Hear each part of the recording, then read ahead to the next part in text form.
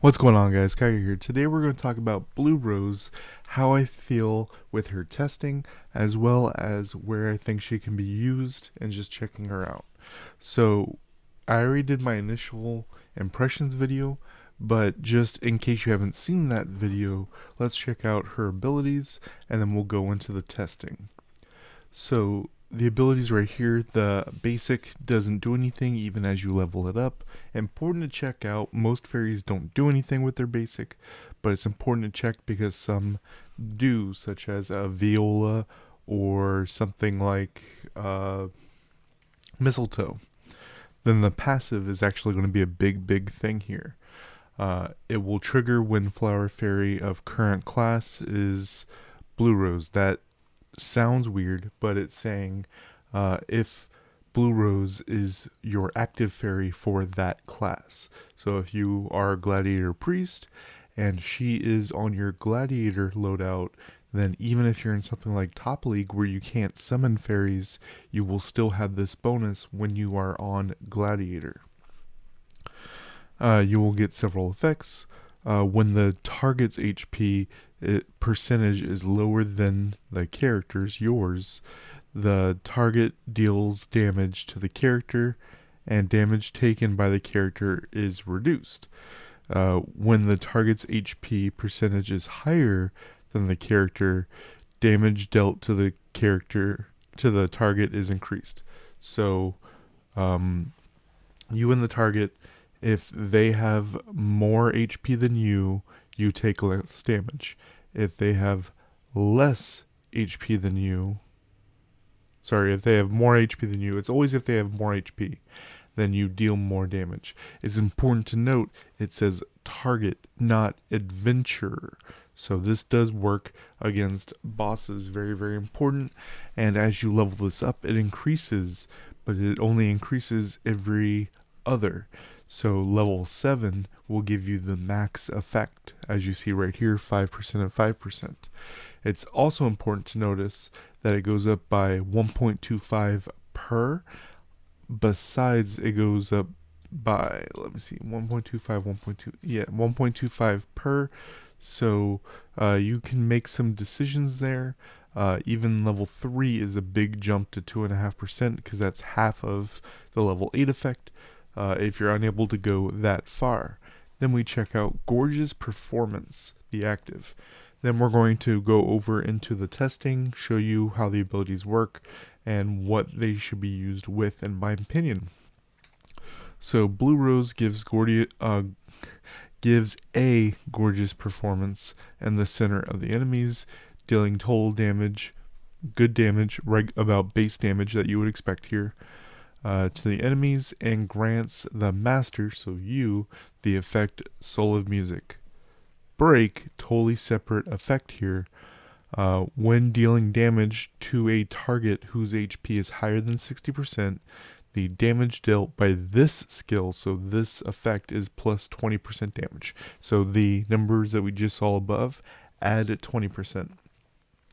And that's going to be 20% plus the damage dealt right here, an extra 5%. So it's plus 25%, pretty much. And this is immediately noticeable because when we talk about something like most of the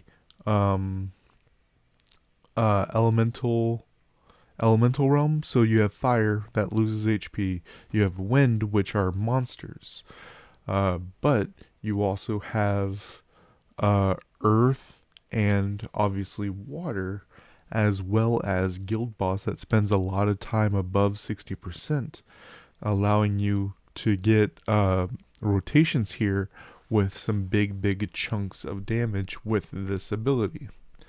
Then down here, what the actual Soul of Music does, instantly restores 10% of your missing HP, so that's very good. And for every 10% of your remaining HP, your damage increases by 1% that lasts for 6 seconds. I had some questions about this.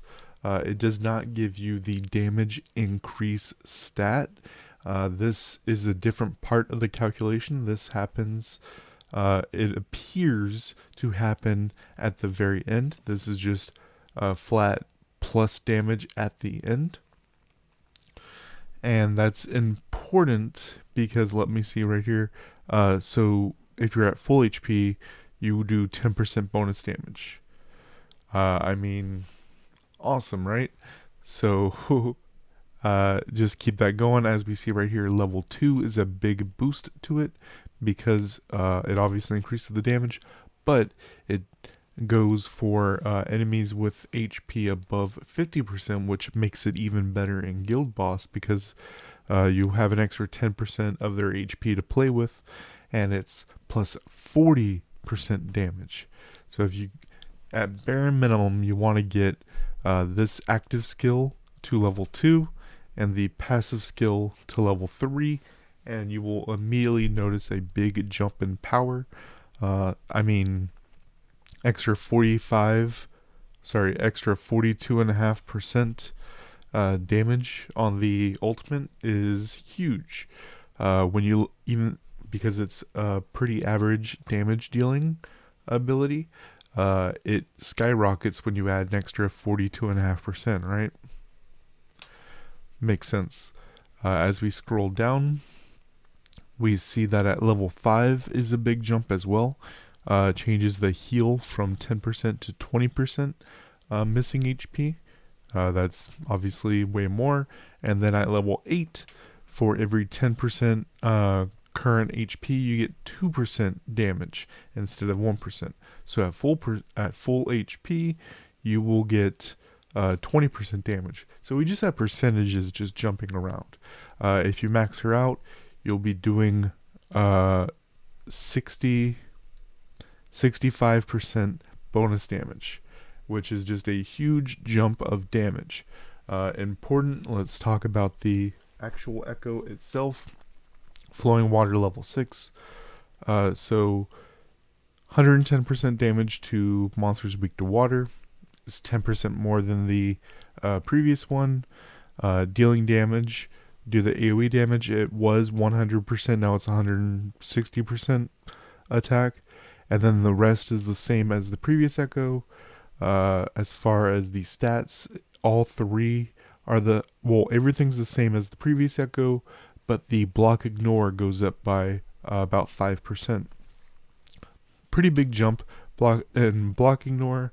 Generally, the build I'm going to be suggesting here is the Gladiator Priest that we've talked about, and the thing that's important here is that you're not really focusing on crits. You're focusing on what we call white numbers.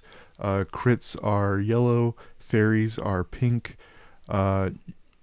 non-crits are white, and then blocks are gray. And this is going to make you more often than not do more whites instead of grays. So I mean, more damage, right?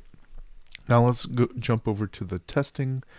If we come over here, leisure, dummy practice, jump in. All right. Summon the dummy. Basic attack. That big AoE is the water echo. So let's check out. So the circle around him is from Lavender. It looks like she's attacking a little bit faster. She's shooting, it looks like music notes. No, she's shooting a thing. She's shooting a ball with a music note and then doing music notes around afterwards. Now let's check out the ability. Pretty quick initial, and then it does several hits around. Seeing if there's a Q around my player.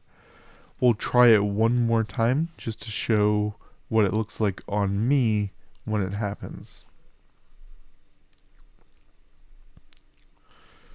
Okay. Alright, about even.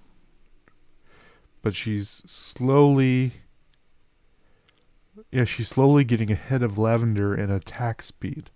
That's something interesting because they don't really list an attack speed for fairies. But doing these basic attack testings, you can see that she's, about a third of an attack ahead of him now and slowly getting faster. Now use the ability.